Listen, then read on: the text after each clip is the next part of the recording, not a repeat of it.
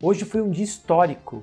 Finalmente, depois de 20 anos de preparação, nós vimos as primeiras 5 imagens do James Webb. Então nós vamos fazer agora uma viagem pelo tempo e pelo espaço, onde eu vou explicar para vocês cada uma dessas imagens, em nenhuma ordem em particular, a ordem que eu achei mais interessante mostrar, e eu vou discutir cada uma delas sem entrar em muitos detalhes, mas dando para vocês um gostinho do quanto o dia de hoje foi importante para a ciência. Vamos lá! Os 5 primeiros alvos do telescópio espacial James Webb.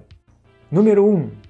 Um exoplaneta, WASP-96b. O WASP-96 é uma estrela da mesma categoria que o nosso Sol, e B significa que é o segundo corpo encontrado naquele sistema planetário. Esse planeta tem metade da massa de Júpiter e ele orbita sua estrela muito próxima a ele. O ano dele equivale a 3 dias e meio nosso. E ele está, esse sistema, a 1150 anos-luz de distância da Terra. E o sistema WASP-96 está localizado na constelação de Fênix. Nós temos aqui algumas constelações bem visíveis para nós do hemisfério sul.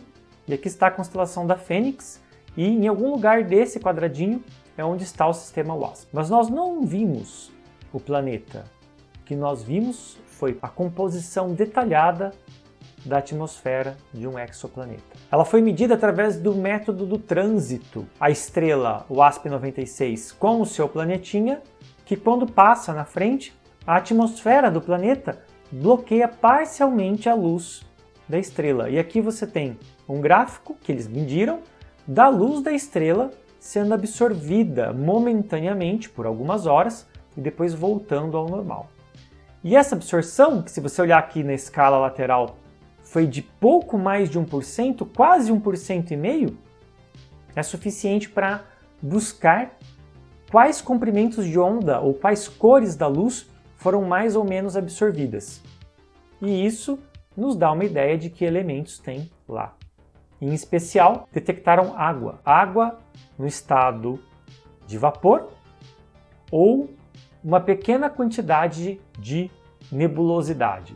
Embora esse planeta seja muito quente devido à sua proximidade com a sua estrela WASP-96, estima-se cerca de 725 graus Celsius a temperatura da sua superfície, ele não deveria ter nuvens, e também porque eles notaram, com observações do Hubble anterior, eles notaram grande presença de sódio no espectro, o que mostra que você está vendo além da atmosfera, então não deveria ter nuvens. Mesmo assim, eles detectaram um pouco de nebulosidade na forma de água, mas a maior parte da atmosfera detectada aqui contendo água na forma de vapor. O segundo alvo, a nebulosa do Anel do Sul, também conhecida como NGC 3132, que está a 2.000 anos-luz da Terra. Essa nebulosa, na verdade, é uma nebulosa do tipo planetária, ela representa o final da vida de uma estrela como o Sol. Então, quando você olha para essas imagens aqui, você está vendo o futuro do nosso sistema solar. A escala diz que de um lado ao outro, essa parte mais brilhante, mais azul, tem cerca de 1/4 de ano-luz, que é muito, muito grande, mesmo comparando com o nosso sistema solar. Lá no centro, nós vemos o coração que ficou exposto dessa estrela. Uma anã branca, deixada para trás enquanto as camadas exteriores da estrela expandiram. E essas cores são cores atribuídas a diferentes comprimentos de onda do infravermelho. Então nada aqui nossos olhos são capazes de enxergar. Mas eles colocam cor de acordo com um análogo do arco-íris, como seria para nós. Então comprimentos de onda mais curtos recebem um tom azulado e ele vai clareando na mesma ordem que o arco-íris. E comprimentos de onda maiores recebem um tom avermelhado, como é o arco-íris para nós. Então aqui tudo que você vê como vermelho e laranja é poeira ou hidrogênio molecular. E o que você vê em azul é gás ionizado pela radiação ultravioleta emitida pela estrela anã branca.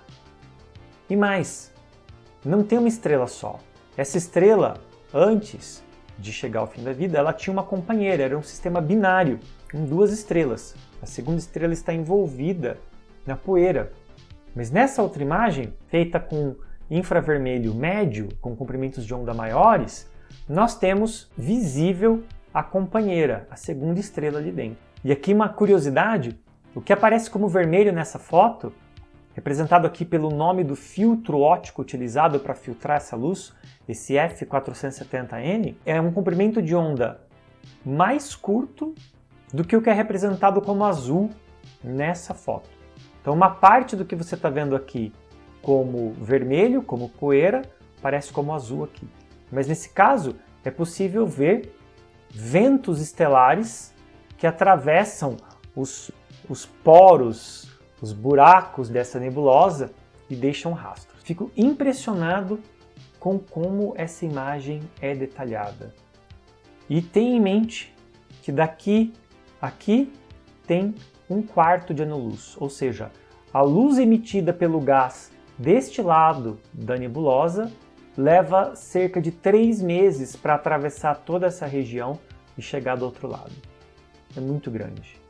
A mente humana não consegue compreender esse tipo de distância. Número 3, a nebulosa de Carina, também conhecida como NGC 3324. Essa imagem me quebrou.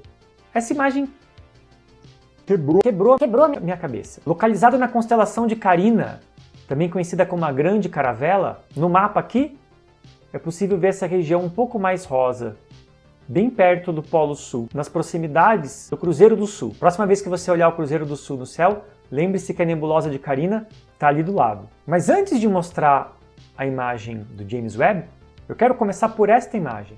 Essa imagem feita por um astrônomo aqui na Terra, com um telescópio no meio do deserto, e ele fotografou a nebulosa completa.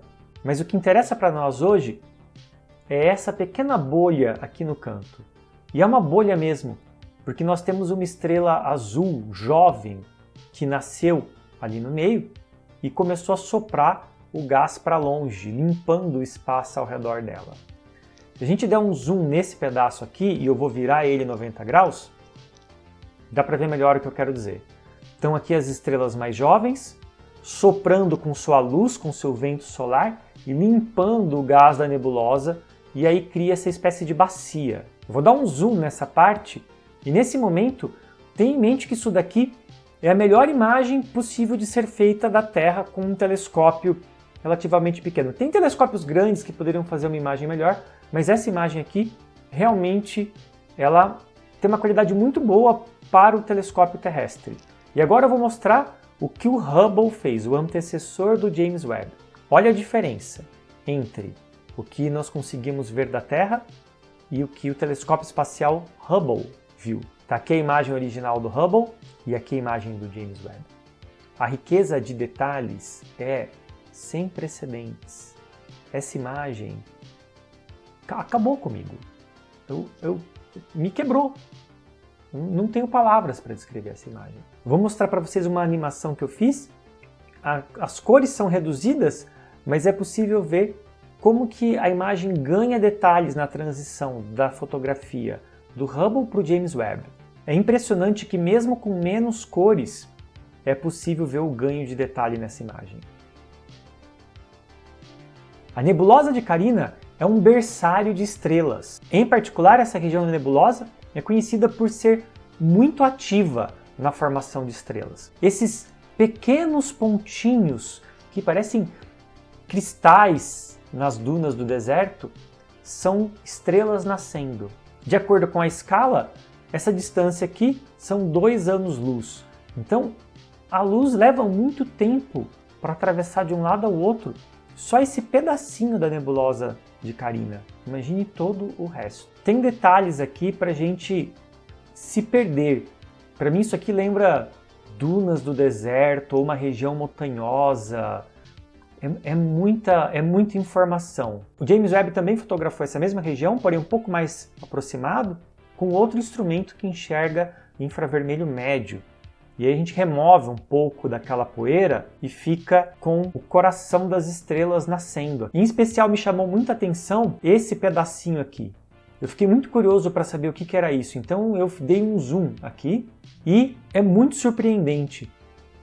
Eu não tenho certeza do que é isso, mas durante a apresentação eu vi eles comentando sobre observar jatos protoplanetários nessa imagem. O que seria um jato protoplanetário? Quando um sistema solar começa a se formar e ele agrega poeira para formar os planetas ao seu redor e gases para formar a estrela no seu centro, em algum momento a estrela entra em ignição, mas ela ainda está toda coberta por esse gás que vai espiralando ao seu redor. Quando ela entra em ignição, quando ela atinge a massa crítica para fazer fusão nuclear, o brilho da estrela, a luz que ela emite, tem que sair por algum lugar. E como a nuvem rotaciona, ela é mais estreita nos polos. Então, a luz tem uma resistência menor nessa direção, acaba vencendo o disco de formação desse sistema e ela expele, então, um jato de luz e gás ionizado, que é o que eu desconfio que seja isso daqui, mas eu não posso ter certeza porque eles não especificaram. Nós vamos ter que aguardar os artigos detalhando mais essa imagem. Quarto objeto, o quinteto de Stephan. O quinteto de Stephan, na verdade, Stephan, foi descoberto por um astrônomo francês, Edouard Stephan, e são 5 galáxias. Porém, o interessante aqui é que uma delas está muito mais próxima da Terra do que as outras. Essa daqui, conhecida como NGC 7320. Esta galáxia está a 40 milhões de anos-luz da Terra, enquanto as outras 4 estão entre 210 e 340 milhões de anos-luz. Ou seja, a mais próxima dessas 4 aqui está pelo menos 5 vezes mais longe do que essa.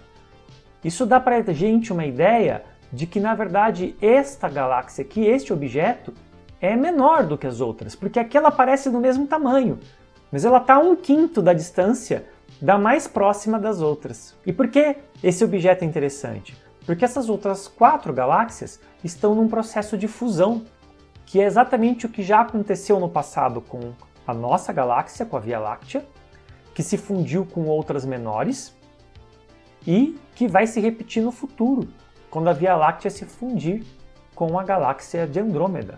Mais uma vez, uma imagem riquíssima de detalhes, não só pelas galáxias que estão aqui nessa dança gravitacional, passando uma pela outra, até que elas se fundam numa única grande galáxia elíptica, mas também pelo que nós vemos no fundo. Tirando essas coisas que tem cara de estrelas mesmo, aquelas estrelas que a gente desenha quando era criança com pontinhas, são as estrelas com a figura de difração do James Webb, essas estão mais próximas. Tirando essas, todo o resto que a gente vê aqui são galáxias distantes. Então, na verdade, essa foto também é uma foto de campo profundo, ou seja, ela mostra objetos muito mais distantes. O James Webb também fotografou esse objeto no infravermelho médio. E quando ele fez isso, eles observaram uma coisa interessante. Olha só, o núcleo dessa galáxia brilha mais nesse comprimento de onda do que brilhava antes. Quando você remove o infravermelho curto dessa imagem, você vê uma estrutura que está emitindo muito mais luz do que todo o resto da galáxia. Isso só pode ser uma coisa: um buraco negro supermassivo. E é aqui que eu digo que o James Webb não é a sua câmera do celular. E não só está tirando uma foto. Cada conjunto de pixels dessa imagem contém um espectro, contém a análise dos elementos químicos que emitiram aquela luz. Ao fazer o espectro do centro dessa galáxia, eles detectaram ao redor do ponto mais central diversos materiais como argônio, oxigênio, ferro, enxofre, neon, e no centro, principalmente silicatos, que é o que nós chamamos de poeira, é a composição das nossas rochas. Ou seja, ali nós temos um disco de poeira que está espiralando ao redor desse buraco negro. Nós chamamos isso de uma galáxia com núcleo ativo. Quem aqui já fez aquele exame do coração, um ecocardiograma com efeito Doppler, aquele que aparece em vermelho e azul, o sangue indo ou vindo das suas artérias? Eles fizeram um ecocardiograma do coração dessa galáxia. Eu acho isso impressionante. O que está em vermelho está se movendo para longe de nós e o que está em azul está se movendo na nossa direção. E assim a gente consegue ter uma ideia de como é que o gás está espiralando dentro do centro da galáxia. E finalmente, o objeto número 5, a imagem do campo profundo do aglomerado SMACS 0723, a 4,3 bilhões de anos-luz da Terra. Logo de cara nós temos a mesma imagem fotografada no infravermelho curto e no infravermelho médio, mas o que é isso? O que nós estamos vendo? Essa estrela mais brilhante está bem próxima da gente, não faz parte do objeto que está sendo fotografado. Essas regiões mais esbranquiçadas são o aglomerado de galáxia em si, é o que é conhecido como SMACS 0723. Isso é um catálogo de objetos e esse é o objeto 0723. Nesse momento vocês já entenderam como isso funciona. Mas por que ele é interessante? Porque ele é um objeto com muita massa e a massa distorce o espaço de uma forma que a gravidade atua como lente de aumento. Esse objeto ele serviu para aumentar ainda mais a capacidade do James Webb. Olhando mais de perto, dá para entender melhor o que eu quero dizer. Ignore momentaneamente esses objetos esbranquiçados aqui do meio e outros ao redor. Preste atenção nos objetos mais avermelhados. Nessa imagem especificamente, branco significa perto. Quanto mais vermelho, mais longe. Repare como a imagem é toda salpicada de objetos que não se parecem com o que a gente está acostumado a ver como galáxias. Eles estão compridos e esticados, alguns deles até curvados. É como se você estivesse olhando através de uma lente esférica, como uma bola de cristal. Então nós estamos vendo efeitos da gravidade nessa luz, atuando como lente. Tem várias coisas que me chamaram a atenção nessa imagem. Uma das mais interessantes foi essa daqui. Uma galáxia inteira que parece que derreteu ao redor dessa galáxia que está mais à frente, que faz parte do SMACS. Para mim isso daqui me lembrou uma daquelas pinturas do Salvador Dalí, como o relógio derretendo. E atrás da nossa galáxia Salvador Dalí, nós temos aqui outras estruturas, como por exemplo essa, que são bem clássicas de lentes gravitacionais, parece um colar de pérola, que na verdade é uma mesma galáxia que é distorcida e a imagem dela é esticada tanto e você começa a ver repetições dela. Inclusive, se nós focarmos momentaneamente no centro do aglomerado, esse arco vermelho é uma única galáxia. Ela foi não só esticada, como espelhada. Você olhar nos detalhes, dá para ver o núcleo, dá para ver que ela vem laranja, aí tem um intervalo e tem como se fosse uma perninha meio que deslocada, aqui também. Tem uma perninha meio azulada para o lado de cá, perto de um objeto um pouco mais brilhante, aqui também, né? Aqui você tem essa estrela um pouco mais brilhante, aqui também. Então ela está como se tivesse um espelho aqui no meio. E a gente vê a imagem da galáxia refletida no espelho. E do lado de cá nós temos um outro objeto que também está esticado. Eles testaram a hipótese de que esse objeto alongado, é uma única galáxia. Então o espectro daquela linha curva à esquerda do aglomerado mostra que elas são realmente o mesmo objeto. E nessa imagem nós temos os candidatos a objetos mais antigos já observados, mais distantes. Lembre, isso aqui é uma máquina do tempo. Quanto mais longe de nós, mais tempo a luz levou para chegar até aqui. O aglomerado em si está a 4,3 bilhões de anos. Ou seja, quando a luz que está aqui aparece como branca saiu desse aglomerado, a Terra ainda era um bebezinho. Mas o que tem atrás? O que tem no campo profundo? Então a equipe do James Webb identificou 4 objetos que provavelmente são os mais antigos dessa foto. 11,3 bilhões de anos atrás, 12,6 bilhões, 13 bilhões e 13,1 bilhões de anos atrás. Gente, o universo tem 13,7 bilhões de anos. Essa galáxia, esse pontinho vermelho, com 13,1 bilhões de anos, essa estrutura se formou somente 600 milhões de anos depois da origem do universo. Então, se focarmos somente nesse, o candidato a mais antigo, e observarmos o espectro, você vê que ele tem as mesmas coisas que a gente espera que toda a galáxia tenha, rica em oxigênio, hidrogênio e outros gases. Chegamos ao fim da nossa contagem. Hoje, como eu disse, foi um dia histórico e isso aqui tudo foi apenas uma semana de tomada de dados. Imagine, a cada semana o James Webb vai produzir imagens e resultados como esse. Para mim, o mais interessante desse tipo de evento não são as perguntas que o James Webb vai responder, mas são as perguntas que nós nem imaginamos ainda que existam e que ele vai criar nas nossas cabeças. Esse foi o Simplifica.